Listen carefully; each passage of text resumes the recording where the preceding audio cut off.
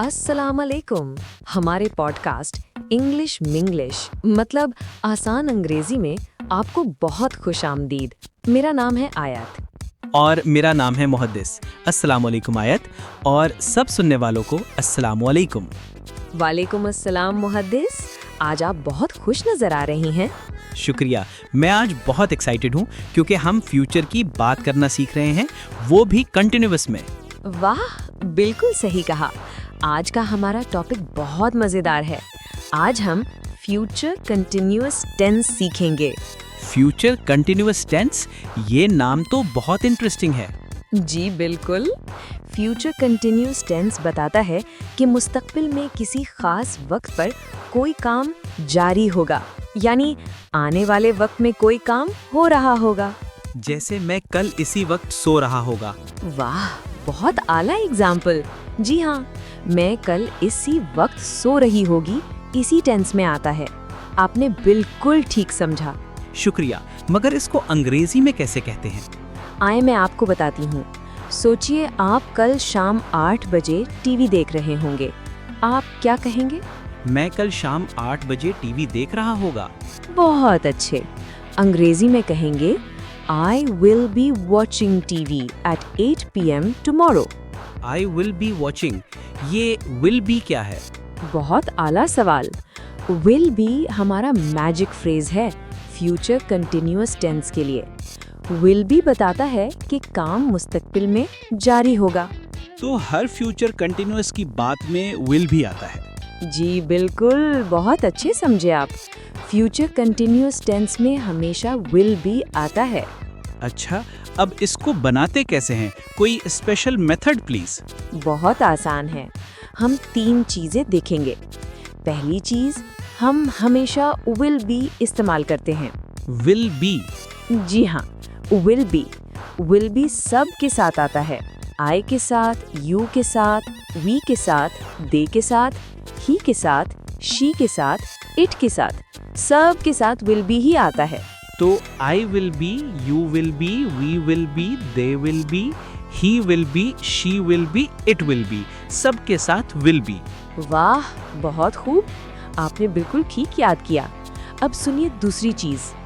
दूसरी चीज है वर्ब में ing लगाना, यानी फेल की ing वाली सूरत। तो फेल में ing जैसे watching, eating, playing। जी बिल्कुल। वॉच से वॉचिंग, ईट से ईटिंग, प्ले से प्लेइंग। बहुत खूब। तीसरी चीज क्या है? तीसरी इम्पोर्टेंट चीज टाइम बताना, जैसे at 8 p.m, this time tomorrow, in the evening। अच्छा, तो हम बताते हैं कि काम मुस्तकबिल में किस स्पेसिफिक टाइम पर जारी होगा। जी बिल्कुल, बहुत खूब। अब इन तीनों को मिला कर देखिए। पहले will be, फिर वर्ब में ing, फिर टाइम। तो I will be plus sleeping plus at 10 p.m. equals to I will be sleeping at 10 p.m.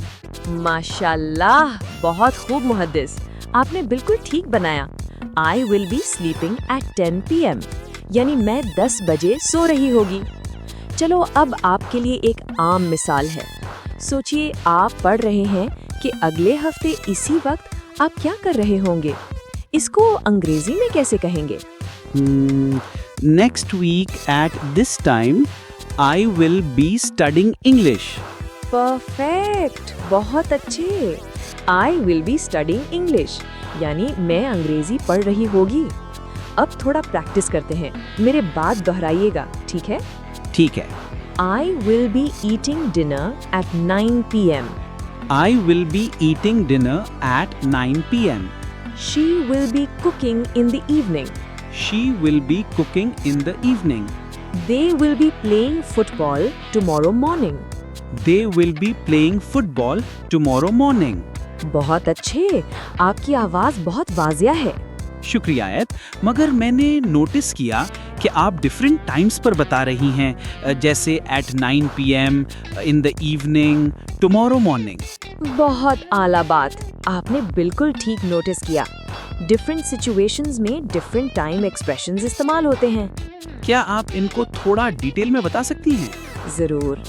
Eight हम स्पेसिफिक टाइम के लिए इस्तेमाल करते हैं, एट 5 o'clock, एट 10 PM। इन हम पीरियड्स के लिए, in the morning, in the evening, in जुलाई।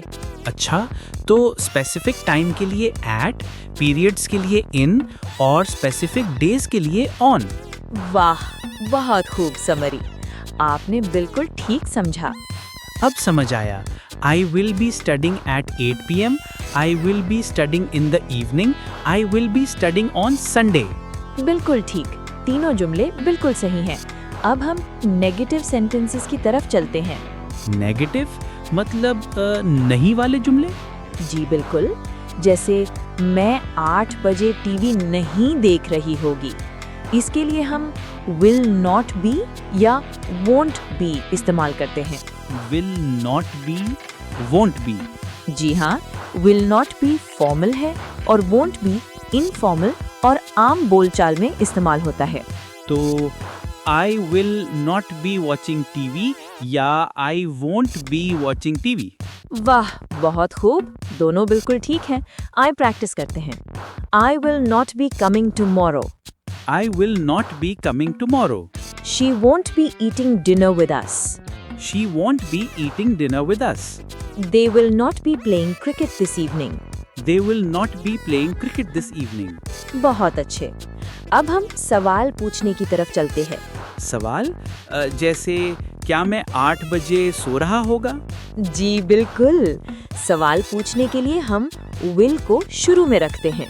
जैसे Will you be sleeping at 10 PM? अच्छा, तो will सेंटेंस के स्टार्ट में आता है और be और ing वाली वर्ब बाद में। जी हाँ, बिल्कुल ठीक समझा आपने। स्ट्रक्चर ये है कि will plus subject plus be plus verb plus ing। तो will you be studying at this time tomorrow? Perfect, बहुत खूब, आपने बिल्कुल ठीक बनाया। आइए अब हम प्रैक्टिस करते हैं। Will you be watching TV at 9 PM? Will you be watching TV at 9 PM?